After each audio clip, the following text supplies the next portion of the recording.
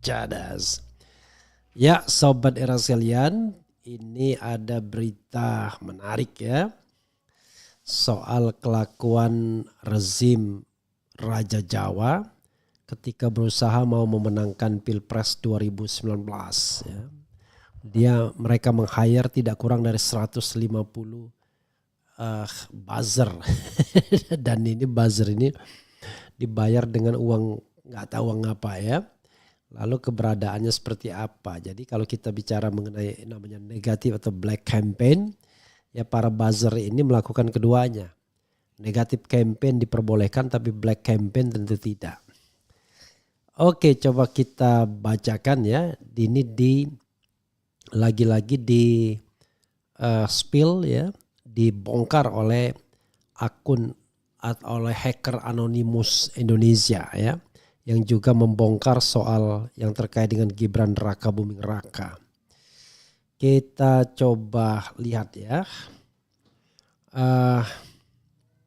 Kita coba bacakan dan kemudian kita bahas nantinya. Karena sobat era sekalian, saya juga punya pengalaman ya.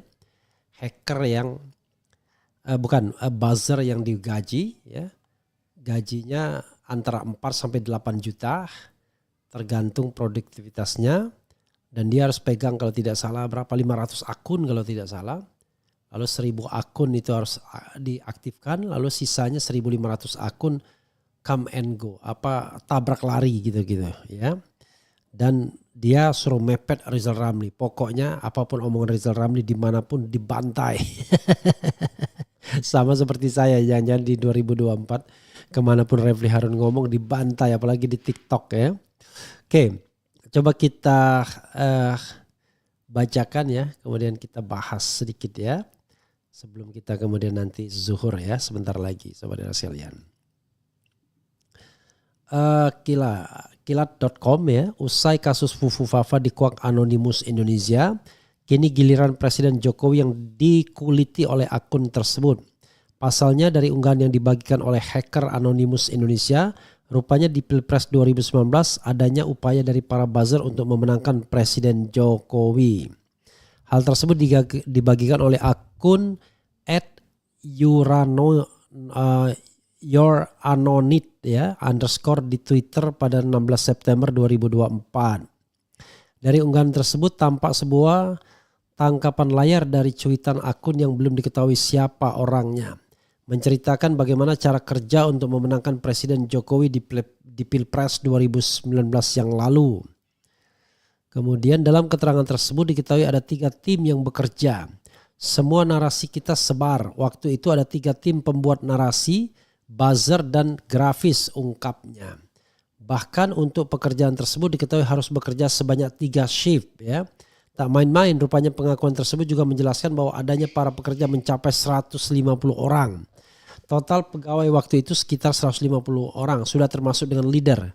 Yap, kami punya supervisor, tulisnya.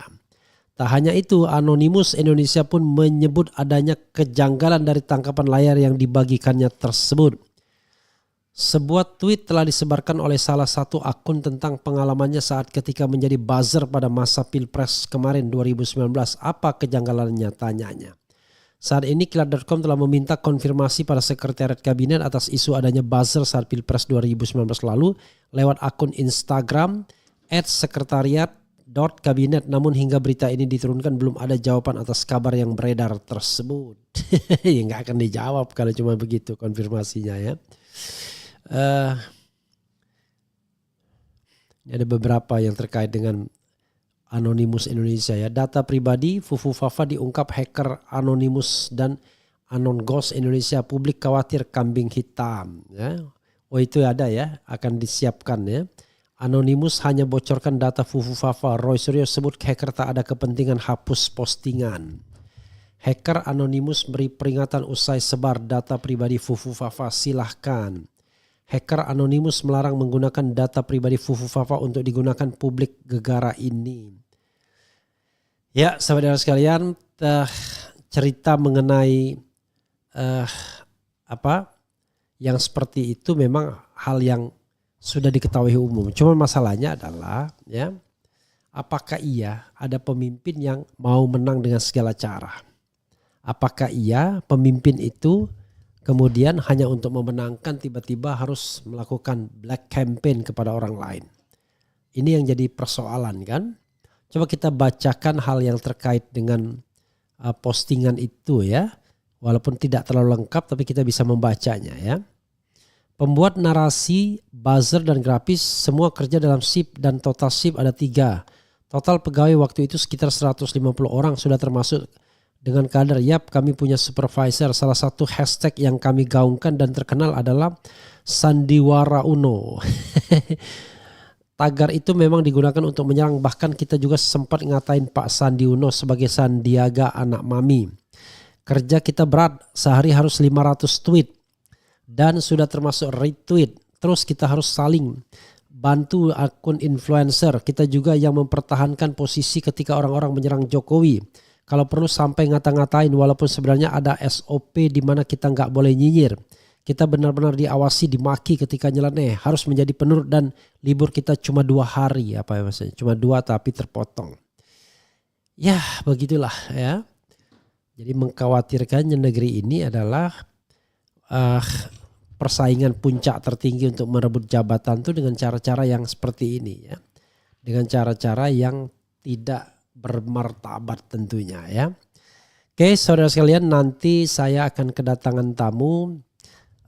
Ketua Umum FBR Forum Betawi Rempuk. Kita tanya nanti ya, Forum Betawi Rempuk kemana orientasi politiknya. Dan juga kita tanya apakah mereka organisasi yang katakanlah ya, kalau ada gosip-gosipnya silahkan saja ya. Saya pun pernah mengalami ya, ketika didatangi oleh orang FBR lagi ada bangunan begitu ya. Nanti coba kita klarifikasi semuanya ya. Oke.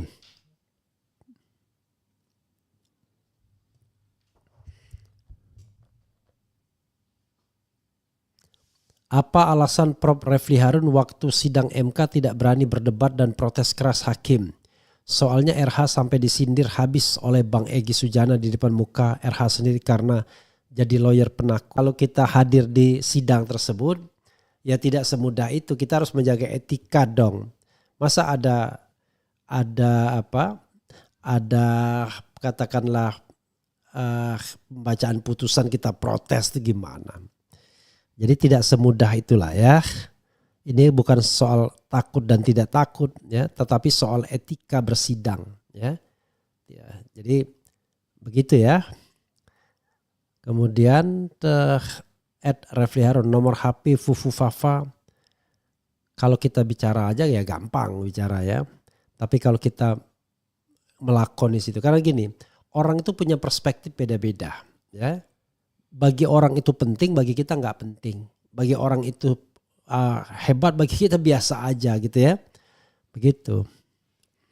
Seperti misalnya dalam putusan MK, ada nepotisme ya, kata Egy Sujana misalnya. Kok nggak protes? Lah gimana? Masa kita putusan dibacakan kita protes? Putusan itu kan sudah dengan sendirinya, masa kita protes di depan hakim? Itu namanya contempt of court ya. Jadi paham ya, pen sodik au gitu. Tidak usah mengadu domba lah ya. Kemudian Refli Harun, nomor HP Fufu Fafa 33 telah diganti dan Kaskus tiba-tiba update sistem untuk hide data-data Samsul di fitur lupa password. Kaskus tidak independen, mereka diintervensi oleh Samsul. Nah ya, komen 1 Bung RH, Bang Rep, kenapa Bapak Anies malah mau bikin parpol padahal momennya bagus tuh maju pilkada. Allahu Akbar, apalagi ini ya. Oke. Buzzer itu cuma 1 akunnya ribuan, gak juga ya. Serang Fufu Fafa, dialah penjahat yang membuat partai tersandra. Maling paling sulit dibongkar itu maling yang berada di atas sistem. Bang, bahas Fufu Fafa yang gak punya malu dan hati. Dia dan istrinya datang diam-diam, terciduk di lift ke konser Bruno Mars, dibayari negara dan pakai patwal. Padahal band itu jelas pro Israel dan propagandis Israel ya. Nanti kita lihat ya, tidak semua hal saya paham ya. Dihack juga ini channel ya. Kemudian Om Refli bahas saran Habibana Rizik Syihab mengenai ceramah dan saran beliau. The Real Pemecah Bangsa Buzzer Mulyono. Ya nanti kita bahas lah ya. Seperti apa sih sesungguhnya yang ingin disampaikan oleh Habib Rizik Syihab ya. Tapi saudara sekalian sekali lagi ya. Satu fenomena itu ya. Kadang-kadang kita kadang-kadang kalau berdebat itu harus dengan etika ya. Standing point apa. Nggak boleh kita kemudian justru membahas pembicara lainnya. Kan yang kita bahas harusnya tema. Ya, yang kita bahas itu tema. Kemudian apa pertanyaan dari audiens ya. Jadi saya baru saja mendapatkan pengalaman. Kadang-kadang malas saya kalau berdebat hal yang gak terlalu penting. Temanya apa, lalu yang dibahas apa gitu ya. Jadi begitu ya Sobat RH sekalian. Banyak hal ya. Nanti coba kita lihat lagi beberapa polling yang pernah saya adakan ya. Ini perlu kita lihat lagi. Oke. Ini polling soal polling soal kepercayaan terhadap Ngabalin ya. Nanti kita coba bicara polling yang lain juga. Ini ya.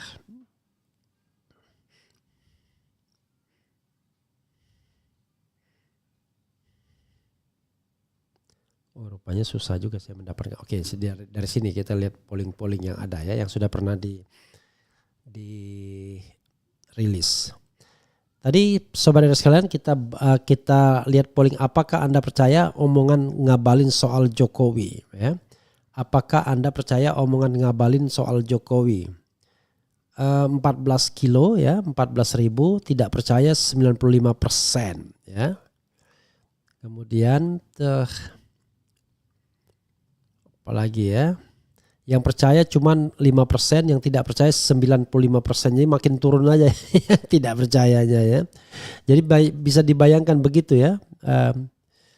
Kemudian apalagi ya.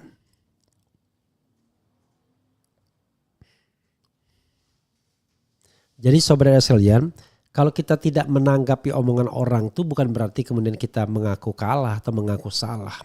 Karena kita merasa nggak penting ditanggapi begitu. Apakah sebaiknya Anies menerima permintaan bertemu Rakus 79.000 yang mengatakan menerima 8%, tidak terima 92% ya. Mutlak juga ini. Kemudian ada lagi polling kita bacakan walaupun ini ya. Sejauh mana Anda yakin akun Fufu Fafa milik Gibran?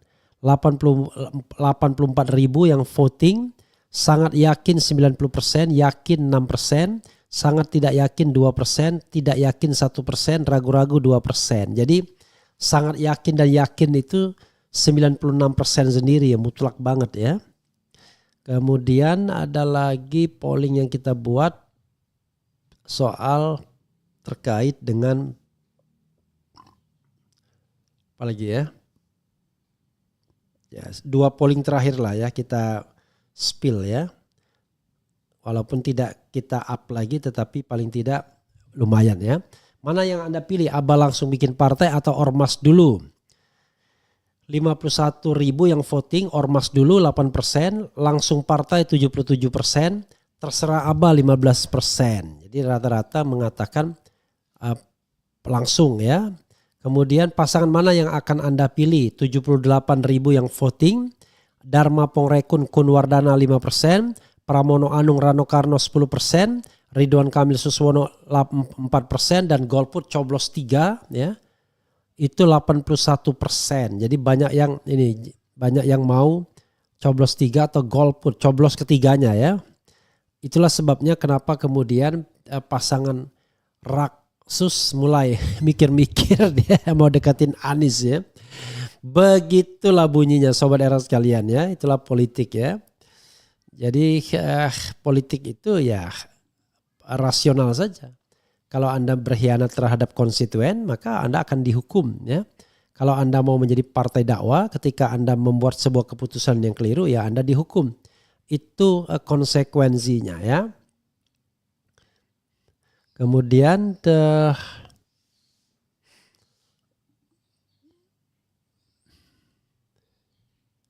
jadi sobat era sekalian, ya kalau yang ngata-ngatain saya buang ya.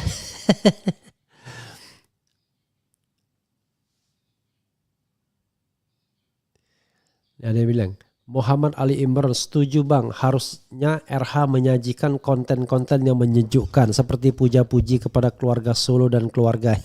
Luar biasa ya. Kemudian ada drama ala Mulyono, keluarga Kaisang datang ke KPK, lah KPK kacung. Oke. Mana berani periksa Kaisang dengan jujur dan sungguh-sungguh seperti ucapan sumpah jabatan KPK ya. Dibiayai pakai uang siapa tuh ya. Semangat Bang RH. Pak Ton colonya ke Kuningan gak enak dilihat. Apa ya? Buzzer RP ini perusak tatanan demokrasi, harusnya ada audit terkait anggaran tersebut ya Bang RH. Bang, bahas komentar Jimli di X yang di luar nalar. Assalamualaikum. Ya, jadi sobat RH sekalian ya, kalau Pak Jimli itu saya hormati dia, tetapi dalam kasus Prabowo kelihatan Pak Jimli kelihatannya melipir ke Prabowo, itu persoalannya. Dia tim tidak langsungnya Prabowo Subianto. Jadi wajar kalau dia kemudian mengatakan lupakan saja Fufu Fafa ya, walaupun dia mengatakan itu demokrasi kampungan, tetapi kalau dia mengatakan lupakan ya wajar, memang kepentingannya ke sana ya. Coba bayangkan ya, kalau seandainya nanti semua pakar hukum tata negara itu bergabung dengan pemerintahan, Yusril di sana, Jimli di sana, nggak apa-apa, Refli Harun aja yang di luar. Walaupun junior dibandingkan mereka, paling tidak kita tidak terhalang untuk ngomong apa aja ya. Jadi kalau soal Fufu Fafa itu adalah memang itu tweet dia 5-10 tahun yang lalu. Tetapi kan kita bicara tentang karakter seorang vice president. Ini bukan urusan keluarga. Bukan urusan pertemanan atau persahabatan, ini urusan negara, ya. Jadi nggak bisa kemudian dikecilkan dengan urusan mengadu domba Prabowo Subianto dan Gibran Raka Buming Raka. Ini semua kepentingan rakyat Indonesia. Rakyat Indonesia tidak ingin melihat presiden, ya, wakil presiden yang sudah melalui jalan jalan melanggar etika, kemudian kita maklumkan dan kita lupakan begitu saja. Enggak lah ya. Perkara Prabowo Subianto tidak mau mempersoalkan, ya itu urusan dia. Tapi rakyat Indonesia, walaupun tidak semuanya, ya rakyat yang kritis mau mempermasalahkannya. Ya. Jadi sekali ini saya berbeda pendapat dengan Prof. Jimli ya. Saya kira rakyat tidak akan melupakannya. Termasuk melupakan bagaimana cara-cara kotor yang digunakan oleh